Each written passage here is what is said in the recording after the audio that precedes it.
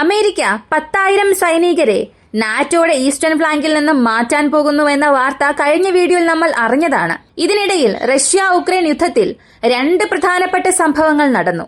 ഒന്നാമത്തേത് എല്ലാവർക്കും അറിയാവുന്ന കാര്യം, 2 ചൈനീസ് സൈനികരെ അല്ലെങ്കിൽ ചൈനയുടെ പൗരന്മാരെ ഞങ്ങൾ പിടിച്ചു വച്ചിട്ടുണ്ട്, യുദ്ധ തടവുകാരായി പിടിച്ചു വച്ചിട്ടുണ്ട്. ഇതായിരുന്നു സെലൻസ്കി നൽകിയ പ്രധാനപ്പെട്ട ഒരു അറിയിപ്പ്. എന്നാൽ അതേസമയം മറ്റൊരു കാര്യവും പറഞ്ഞു. ബെൽഗ്രേഡ് മേഖലയിലെ 3 പുതിയ സ്ഥലങ്ങളിൽ ആക്റ്റീവായി ഞങ്ങളുടെ സൈനികർ ഉണ്ട്. ഒരു നെഗോസിയേഷൻ ടേബിളിലേക്ക് ഞങ്ങൾ പോകുന്നതിന് മുൻപ് ഇതിന്റെ ഗുരുതരാവസ്ഥ നിങ്ങൾക്ക് മനസ്സിലാകും എന്ന ഒരു പുതിയ സ്റ്റേറ്റ്മെന്റ് നൽകി. അങ്ങനെയാണെങ്കിൽ കേഴ്സ്ക് 2.0 ഓപ്പറേഷൻ ഇവിടെ മറ്റ് പ്രദേശങ്ങളിലേക്ക് ഉക്രൈൻ ചെയ്യാൻ തുടങ്ങിയിട്ടുണ്ടോ എന്ന ചോദ്യവും ഉയരുന്നുണ്ട്. ഇവയെക്കുറിച്ചെല്ലാം നമുക്ക് ഈ വീഡിയോയിലൂടെ വിശദമായി അറിയാം.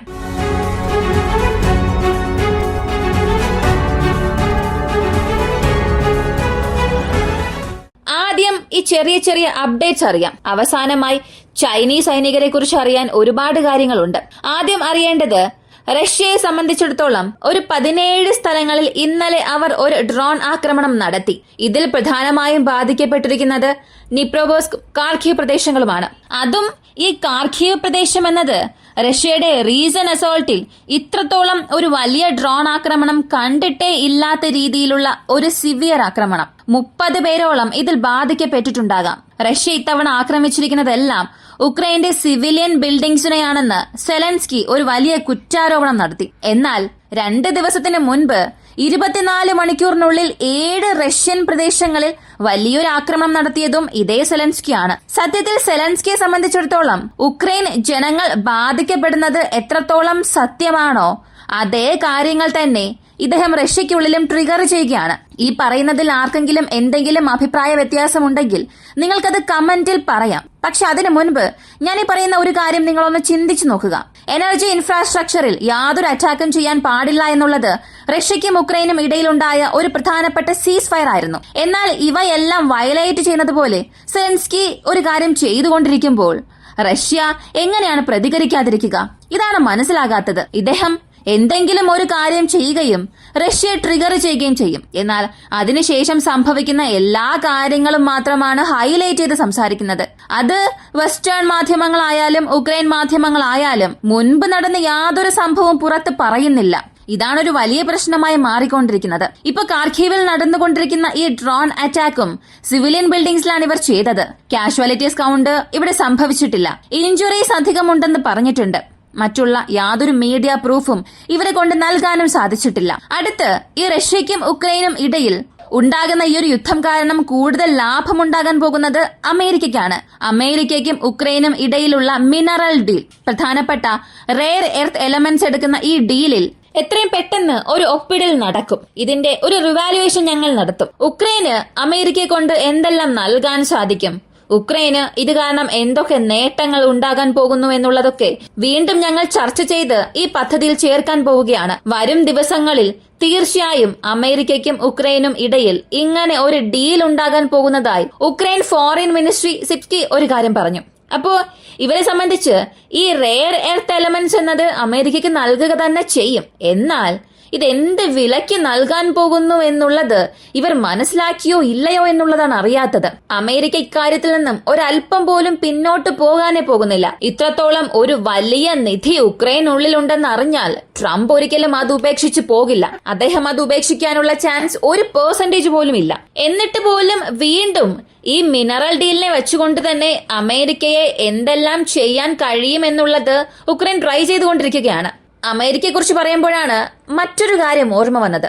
ചൈനയിലെ സൈനികരെ പിടിച്ചു വെച്ചിട്ടുണ്ട്. ചൈനീസ് പൗരന്മാരായ 2 പേരെ പിടിച്ചു വെച്ചിട്ടുണ്ട് എന്ന വാർത്ത കഴിഞ്ഞ് 24 മണിക്കൂറിൽ വലിയ കാര്യമായി മാറിക്കൊണ്ടിരിക്കുകയാണ് ഈ സോഷ്യൽ മീഡിയയിൽ. ഇവരെ എവിടെ നിന്നാണ് പിടിച്ചതെന്ന് നോക്കിയാൽ അത് ഡോൺബോസ് പ്രദേശത്താണ്. ഇതിന്റെ ഒരു വിശദീകരണം സെലൻസ്കി തന്നെ പറഞ്ഞു.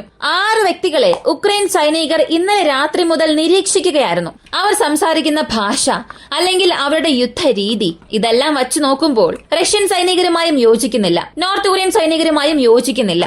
ഇങ്ങനെ വളരെ വ്യത്യസ്തമായി തോന്നിയതുകൊണ്ട് ഈ 6 പേരെയും ഉക്രൈൻ സൈനികർ ആക്രമിച്ച് പിടിച്ചെടുത്തു. അവരെ ചുറ്റിവളഞ്ഞു. ഇങ്ങനെ ചുറ്റിവളഞ്ഞതിൽ 4 പേർ രക്ഷപ്പെട്ടു ഓടി, 2 പേർ അകപ്പെടുകയും ചെയ്തു. ഇങ്ങനെ അകപ്പെട്ട സൈനികരെ ഞങ്ങൾ പിടിച്ചു വെച്ചിട്ടുണ്ട്. അവരുടെ കമ്മ്യൂണിക്കേഷൻസ് പരിശോധിക്കുമ്പോഴാണ് മനസ്സിലായത് അവർ ചൈനയിലുള്ളവരാണെന്ന്. ഇപ്പോ റഷ്യയുടെ ഈ യുദ്ധത്തിൽ ഇതിനകം ഉത്തര കൊറിയൻ സൈനികർ അകത്തേക്ക് വന്നു. ഉത്തര കൊറിയ റഷ്യയെ സഹായിക്കുന്നുമുണ്ട്. അടുത്ത ഘട്ടമായി ചൈനയെയും ചേർത്തിട്ടുണ്ട്. ചൈന ഇങ്ങനെ അകത്തേക്ക് വന്ന് റഷ്യയെ സഹായിക്കുന്നത് കൊണ്ട് നമ്മൾ ചൈനയ്ക്കെതിരെയുള്ള നടപടികൾ എടുക്കണം എന്ന് സെലൻസ്കി പുതുതായി ഒരു അഭിപ്രായം പറഞ്ഞു. സത്യത്തിൽ ഇതൊരു വലിയ കാര്യം തന്നെയാണ്. ഇനി ചൈനയുടെ പൗരന്മാരാണ് അല്ലെങ്കിൽ സൈനികരെയാണ് ഇവർ പിടിച്ചു വച്ചിരിക്കുന്നതെങ്കിൽ നേരിട്ട് ചൈന ഇവർക്ക് സൈനികരെ അയച്ചതായി അർത്ഥം വരില്ല. എങ്ങനെയാണോ പല രാജ്യങ്ങളിൽ നിന്നും ഈ ഫോറിൻ മേഴ്സണറീസ് വന്നത്, നാറ്റോ മെമ്പർ രാജ്യങ്ങളിൽ നിന്ന് പോലും ഒരുപാട് പേർ വോളണ്ടിയറായി റഷ്യക്ക് വേണ്ടി യുദ്ധം ചെയ്യാൻ തുടങ്ങിയിട്ടുണ്ട്. അതുപോലെ ചൈനയിൽ നിന്നും ചില സൈനികർ യുദ്ധം ചെയ്യാൻ വന്നിട്ടുണ്ടാകാം. എന്നാൽ ഇതിന് വാലിഡ് ആയിട്ടുള്ള പ്രൂഫ് ഉണ്ടോ, അല്ലെങ്കിൽ സെലൻസ്കി നടത്തിയ ഈ ഒരു ക്ലെയിമിന് യോജിക്കുന്ന രീതിയിൽ സപ്പോർട്ടിംഗ് എവിഡൻസ് നൽകിയിട്ടുണ്ടോ എന്ന് ചോദിച്ചാൽ ഒരേയൊരു തെളിവ് പോലും ഇല്ല. അവർ സംസാരിക്കുന്ന ഭാഷയിലൂടെ പോലും അവർ ഇതാണ് ചെയ്തത്, ഇതാണ് പറയുന്നത്, ഇങ്ങനെ ഉക്രൈനെ കൊണ്ടൊന്നും പ്രൂവ് ചെയ്യാൻ കഴിയുന്നില്ല. ഇതിൽ UK-യുടെ ഇന്റലിജൻസ് ഏജൻസി ഒരു കാര്യം പറഞ്ഞു, ഞങ്ങളുടെ പക്കൽ യാതൊരു സപ്പോർട്ടിംഗ് എവിഡൻസും ഇല്ല.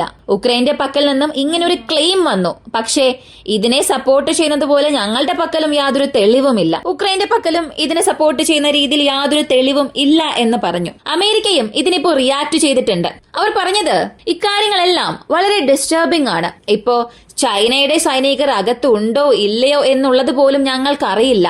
എന്നാൽ സെലൻസ്കിയുടെ ഈ ഒരു ക്ലെയിം ഞങ്ങൾക്ക് വളരെ ഡിസ്റ്റർബിംഗ് ആണ്.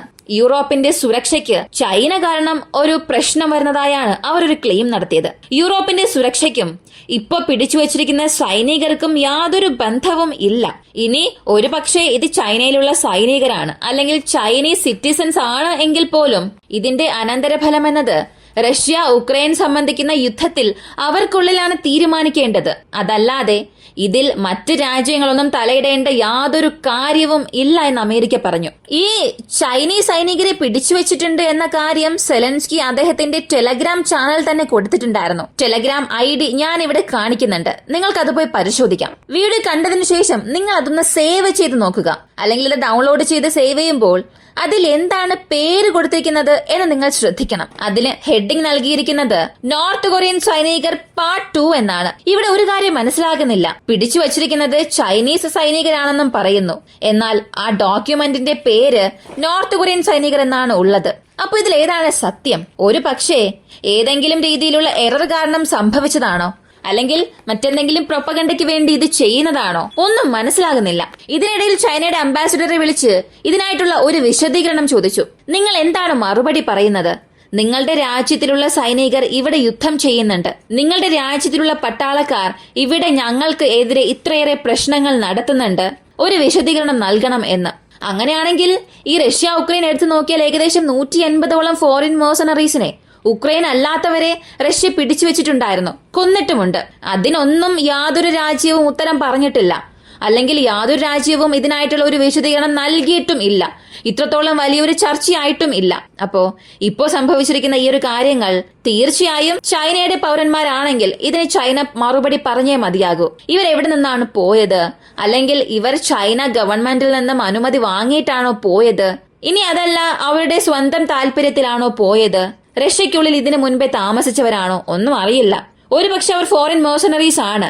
അവരുടെ രാജ്യത്തിന്റെ യാതൊരു അനുമതിയും ഇല്ലാതെ വന്നവരാണെങ്കിൽ ഇവിടെ ആരെക്കൊണ്ടും അത് ചോദ്യം ചെയ്യാൻ സാധിക്കില്ല. അത് ഉക്രൈൻ കാര്യത്തിലും അങ്ങനെയാണ് സംഭവിച്ചത്, റഷ്യയുടെ കാര്യത്തിലും അങ്ങനെയാണ് സംഭവിച്ചുകൊണ്ടിരിക്കുന്നത്. ഇത് മാത്രമല്ല, അവസാനമായി നമ്മൾ അറിയാൻ പോകുന്ന മറ്റൊരു കാര്യം സെലൻസ്കിയുടെ ഈ ഒരു സ്റ്റേറ്റ്മെന്റ് ആണ്. ബെൽഗറോഡ് മേഖലയിൽ 3 പുതിയ പ്രദേശങ്ങളിൽ ഞങ്ങളുടെ സൈനികർ ആക്റ്റീവ് ആണ്. ഈ ആക്റ്റീവ് എന്ന വാക്ക് എന്തിനെ സൂചിപ്പിക്കുന്നുവെന്ന് ചോദിച്ചാൽ, ഇവർ ഈ കേർസ്കിനുള്ളിൽ പ്രവേശിച്ചതിന് ശേഷം ആ ഒരു പ്രദേശത്തെ ആക്റ്റീവായി അവരുടെ നിയന്ത്രണത്തിൽ വെച്ചു. ബെൽഗറോഡിൽ മറ്റൊരു ചെറിയ പ്രദേശം ഒരു 4-5 കിലോമീറ്റർ അകത്തേക്ക് പോയി ആ സ്ഥലത്തെ ആക്റ്റീവായി അവർ വച്ചിരുന്നു. പക്ഷേ റഷ്യ അവരെ അവിടെ നിന്നും പുറത്തേക്ക് അയച്ചു. ഇപ്പോ വീണ്ടും ഈ ആക്റ്റീവ് എന്ന വാക്ക് അവർ ഉപയോഗിക്കുന്നുണ്ട്. ഇതാണ് പല സംശയങ്ങൾ ഉണ്ടാക്കുന്നത്. ഒരു പക്ഷേ ഇതൊരു സൈക്കോളജിക്കൽ വാർഫെയറിന് വേണ്ടി ചെയ്യുന്നതാണോ, അല്ലെങ്കിൽ കേഴ്സ്ക് 2.0 എന്നതുപോലെ മറ്റെന്തെങ്കിലും ഓപ്പറേഷൻ ഇവരവിടെ ചെയ്യാൻ പോകുന്നുണ്ടോ? സെലൻസ്കി അങ്ങനെ എന്തെങ്കിലും പദ്ധതി ഇട്ടിട്ടുണ്ടോ? ഇവയൊന്നും അറിയില്ല. ഒരു പക്ഷേ കേഴ്സ്ക് 2.0 എന്ന തീരുമാനം ഉണ്ടാക്കുകയും സെലൻസ്കി അദ്ദേഹത്തിന്റെ സൈനികരെ അകത്തേക്ക് അയക്കുകയാണെങ്കിൽ അടുത്തിടെ നടന്ന വാർഫെയറിൽ ഇതിനേക്കാൾ മണ്ടത്തരമായ ഒരു തീരുമാനം മറ്റൊന്നുണ്ടാവുകയില്ല. കേഴ്സ്കിൽ എന്താണ് സംഭവിച്ചതെന്ന് നമുക്കെല്ലാവർക്കും അറിയാം. 4-5 ബില്യൺ വെസ്റ്റേൺ എക്യുപ്മെന്റ്സ് മുഴുവനായും ചാരമായി. ഇപ്പൊ വീണ്ടും ബാക്കിയുള്ള ഈ ഒരു മാൻ പവർ ഉപയോഗിച്ച് മറ്റ് സ്ഥലങ്ങളിലും കടന്ന് ആക്രമിക്കണമെന്ന് ചിന്തിച്ചാൽ സെലൻസ്കി എടുത്തതിൽ ഏറ്റവും വലിയ ഒരു തെറ്റായ തീരുമാനമായി ഇത് മാറും. തീർച്ചയായും അതിന്റെ വില അവർ നൽകിയേ മതിയാകൂ. ഇതിനകം തന്നെ അവർക്ക് മാൻ പവർ ഷോർട്ടേജ് ഉണ്ട്. ഇനി ഒരു സൈക്കോളജിക്കൽ വാർഫെയറിന് വേണ്ടി ചെയ്തതാണെങ്കിൽ പ്രശ്നമില്ല എന്ന് പറയാം. ഇത് ഇതോടുകൂടി അവസാനിക്കും. ഇനി അതല്ല, യഥാർത്ഥത്തിൽ ഇങ്ങനെ ഒരു കാര്യം ചെയ്യണമെന്ന് സെലൻസ്കി ചിന്തിച്ചിട്ടുണ്ടെങ്കിൽ സെലൻസ്കിയുടെ ഭാവി എന്താണെന്നുള്ളത് നമുക്ക് പ്രെഡിക്റ്റ് ചെയ്യാനേ സാധിക്കില്ല. ഈ ഒരു വീഡിയോയെ കുറിച്ചുള്ള നിങ്ങളുടെ അഭിപ്രായം കമന്റിൽ പറയുക. ഇങ്ങനെയുള്ള വീഡിയോസിനാൻ താല്പര്യമുള്ളവരാണ് നിങ്ങളെങ്കിൽ ഇപ്പൊ തന്നെ നമ്മുടെ ചാനൽ സബ്സ്ക്രൈബ് ചെയ്യുക. മറ്റൊരു വീഡിയോയുമായി വീണ്ടും കാണാം.